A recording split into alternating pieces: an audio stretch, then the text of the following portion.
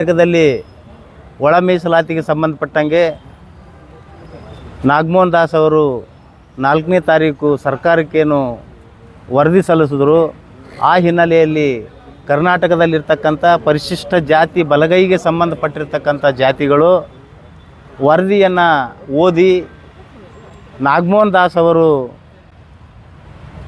ಪರಿಶಿಷ್ಟ ಜಾತಿ ಬಲಗೈ ಸಂಬಂಧಪಟ್ಟಂಗೆ ಆ ವರದಿಯಲ್ಲಿ ಕೆಲವೊಂದು ನ್ಯೂನತೆಗಳನ್ನು ಮತ್ತು ಅನ್ಯಾಯವನ್ನು ಉದ್ದೇಶಪೂರ್ವಕವಾಗಿ ಮಾಡಿದ್ದಾರೆ ಅಂತಕ್ಕಂಥ ಹಿನ್ನೆಲೆಯಲ್ಲಿ ಗುಲ್ಬರ್ಗ ಜಿಲ್ಲೆಯಲ್ಲಿ ನಾವು ನಿನ್ನೆ ಸಭೆ ಸೇರಿ ಗುಲ್ಬರ್ಗ ಜಿಲ್ಲೆಯ ಎಲ್ಲ ಪರಿಶಿಷ್ಟ ಜಾತಿ ಬಲಗೈಗೆ ಸಂಬಂಧಪಟ್ಟಿರ್ತಕ್ಕಂಥ ಎಲ್ಲ ಪ್ರಮುಖರು ಸೇರಿ ಒಂದು ಸಭೆಯನ್ನು ಮಾಡಿ ಈ ವರದಿಯನ್ನು ಎಲ್ಲರೂ ಸಮಗ್ರವಾಗಿ ಚರ್ಚೆ ಮಾಡಿ ಆ ವರದಿಯಲ್ಲಿರ್ತಕ್ಕಂಥ ನ್ಯೂನತೆಯನ್ನು ಸರ್ಕಾರಕ್ಕೆ ಮುಟ್ಟಿಸಬೇಕು ಅಂತಕ್ಕಂಥ ಉದ್ದೇಶವನ್ನು ಇಟ್ಕೊಂಡು 14ನೇ ತಾರೀಕು ನಾವು ಗುಲ್ಬರ್ಗದಲ್ಲಿ ಪರಿಶಿಷ್ಟ ಜಾತಿ ಬಲಗೈ ಸಂಬಂಧಪಟ್ಟಿರ್ತಕ್ಕಂಥ ವಿಚಾರಗಳನ್ನು ಸರ್ಕಾರಕ್ಕೆ ಮುಟ್ಟಿಸಬೇಕು, ನಾಗಮೋಹನ್ ದಾಸ್ ವರದಿಯನ್ನು ತಿರಸ್ಕಾರ ಮಾಡಿ ಪುನರ್ ಪರಿಶೀಲನೆ ಮಾಡಬೇಕು ಅಂತಕ್ಕಂಥ ಒಂದು ದೊಡ್ಡ ಪ್ರಮಾಣದಾಗ ಚಳವಳಿಯನ್ನು ಮಾಡ್ತಾಯಿದ್ದೀವಿ.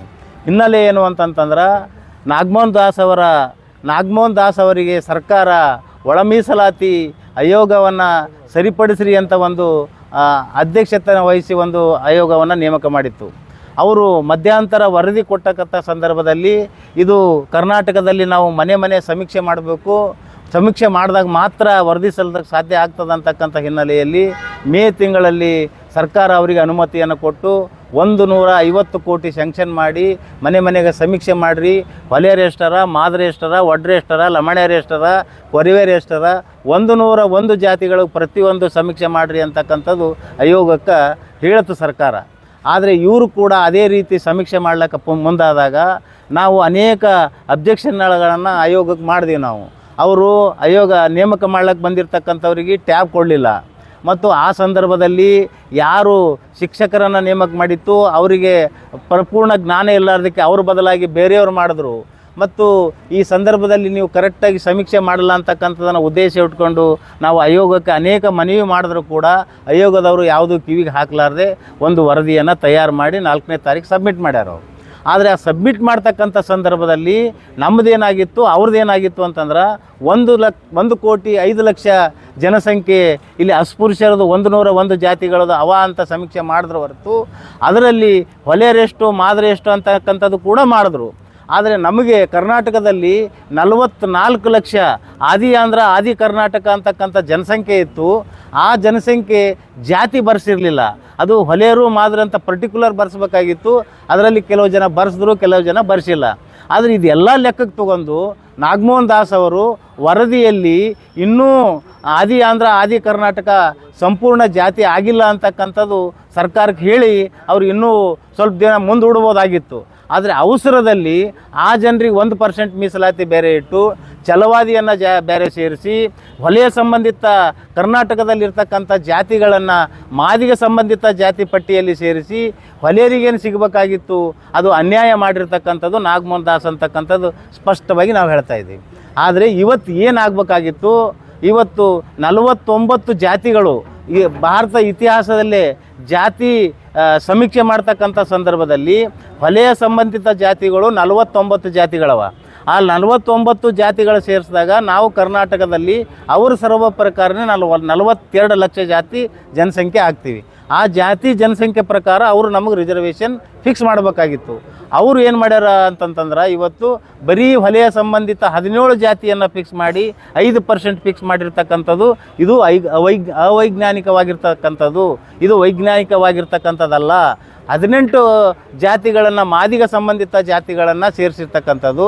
ಮಾದಿಗ ಸಂಬಂಧಿತ ಜಾತಿಗಳಲ್ಲಿ ಹೊಲೆಯ ಸಂಬಂಧಿತ ಜಾತಿ ಪಟ್ಟಿ ಹೋಗಿ ಅದರೊಳಗೆ ಸೇರಿಸಿರ್ತಕ್ಕಂಥದ್ದು ಅವರ ವರದಿಯಲ್ಲಿ ಇರ್ತಕ್ಕಂಥದ್ದು. ಇದು ತಪ್ಪಾಗಿರ್ತಕ್ಕಂಥದ್ದನ್ನು ಇವತ್ತು ಕರ್ನಾಟಕ ಸರ್ಕಾರ ತರಾತುರಿಯಲ್ಲಿ 16ನೇ ತಾರೀಕು ವಿಶೇಷ ಕ್ಯಾಬಿನೆಟ್ ಕರೆದು ಅಲ್ಲಿ ಪಾಸ್ ಮಾಡಬೇಕಂತ ನಡೆದ. ಅದು ಹೊಲೆಯ ಸಂಬಂಧಿತ ಜಾತಿಯವರು ಇಡೀ ಕರ್ನಾಟಕದಲ್ಲೇ ದೊಡ್ಡ ಪ್ರಮಾಣದಲ್ಲಿ ವಿರೋಧವನ್ನು ಮಾಡ್ತಾ ಇದ್ದೀವಿ.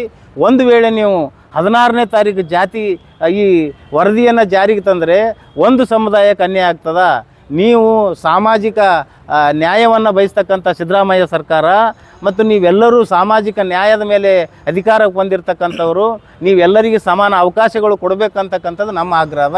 ಆ ಕಾರಣಕ್ಕಾಗಿ ನೀವು 16ನೇ ತಾರೀಕು ವರದಿ ಸ್ವೀಕಾರ ಮಾಡಬಾರ್ದು, ಪುನರ್ ಪರಿಶೀಲನೆ ಮಾಡಿ ಹೊಲೆಯ ಜಾತಿಗೆ ಸಂಬಂಧಪಟ್ಟಿರ್ತಕ್ಕಂಥ ಜನಾಂಗವನ್ನು ಒಂದು ಕಡೆಗೆ ಮಾಡಿ ನೀವು ಪುನಃ ಅದು ವೈಜ್ಞಾನಿಕವಾಗಿ ಮೀಸಲಾತಿಯನ್ನು ಫಿಕ್ಸ್ ಮಾಡಬೇಕು ಅಂತಕ್ಕಂಥದ್ದು ನಮ್ಮ ಆಗ್ರಹ.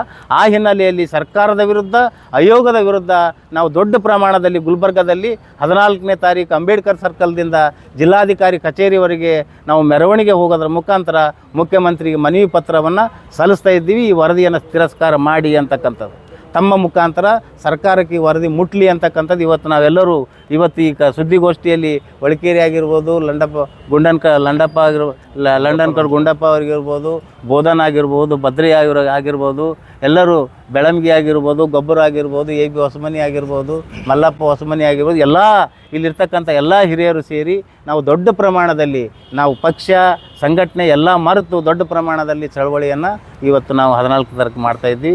ತಮ್ಮ ಮುಖಾಂತರ ಇದು ಸುದ್ದಿ ಮಾಧ್ಯಮದಲ್ಲಿ ಬರಲಿ ಅಂತಕ್ಕಂಥದ್ದು ತಮ್ಮಲ್ಲಿ ಮನವಿ ಮಾಡ್ಕೊತೀವಿ. ವರದಿ ತಿದ್ದುಪಡಿ ಮಾಡಬೇಕು, ಇನ್ನೊಂದು ಸ್ವಲ್ಪ ದಿವಸ ಟೈಮ್ ತೊಗೊಂಡು ಮಾಡಬೇಕು. ಹೊಲೆಯ ಸಂಬಂಧಿತ ಜಾತಿ ಪಟ್ಟಿ 49 ಜಾತಿಗಳಿಗೆ ಒಂದು ಕಡೆ ಮಾಡಬೇಕು, ಮಾದಿಗ ಸಂಬಂಧಿತ ಜಾತಿಗಳು ಒಂದು ಕಡೆ ಮಾಡಬೇಕು ಅನ್ನೋದೇ ನಮ್ಮ ಮೊದಲು. ಈಗ ಮಾಡಿದ ತಪ್ಪು ಮಾಡ್ಯಾರ ಅವರು. ಹೊಲೆಯ ಸಂಬಂಧಿತ ಜಾತಿಗಳಿಗೆ ಜನಸಂಖ್ಯೆ ಕಡಿಮೆ ಮಾಡೋ ಉದ್ದೇಶದಿಂದ ನಾಗಮೋಹನ್ ದಾಸ್ ಅವರು ಪರ್ಯಾಯ ಅಂತಕ್ಕಂಥ ಹೊಲೆಯ ಸಂಬಂಧಿತ ಮಡ್ರಾಸಿ ಹೆಸರು, ಅದು ಬೆಂಗಳೂರಲ್ಲಿ ಎಲ್ಲ ಅದು ಹೊಲೆಯ ಸಂಬಂಧಿತ ಜಾತಿ, ಚಲವಾದಿ ಹೊಲೆಯ ಸಂಬಂಧಿತ ಜಾತಿ, ಬೇಗಾರ ಹೊಲೆಯ ಸಂಬಂಧಿತ ಜಾತಿ, ಕೊಟಗಾರ ಹೊಲೆಯ ಸಂಬಂಧಿತ ಜಾತಿ, ಪರ್ಯಾಯ ಅಂತಕ್ಕಂಥ ಜಾತಿಯನ್ನು ಮಾದಿಗ ಸಂಬಂಧಿತ ಜಾತಿಗಳ ಪಟ್ಟಿಯಲ್ಲಿ ಹೋಗಿ ಸೇರಿರು. ಇದು ಯಾವ ನ್ಯಾಯ? ಅದಕ್ಕದು ಸರಿ ಮಾಡಿರಿ ಅಂತ ನಾವು ಹೇಳಕತ್ತೀವಿ. ಈ ಹೋರಾಟಕ್ಕೆ ಗುಲ್ಬರ್ಗ ಜಿಲ್ಲೆಯಲ್ಲಿರ್ತಕ್ಕಂಥ BJP ಆಗಿರ್ಬೋದು, ಕಾಂಗ್ರೆಸ್ ಆಗಿರ್ಬೋದು, BSC ಆಗಿರ್ಬೋದು, ಜನತಾದಳ ಆಗಿರ್ಬೋದು, ಎಲ್ಲ ದಲಿತ ಸಂಘಟನೆಗಳು, BSP ಆಗಿರ್ಬೋದು, ಎಲ್ಲರೂ ಸೇರಿ ನಾವು ಈ ಹೋರಾಟವನ್ನು ಮಾಡ್ತಾಯಿದ್ವಿ.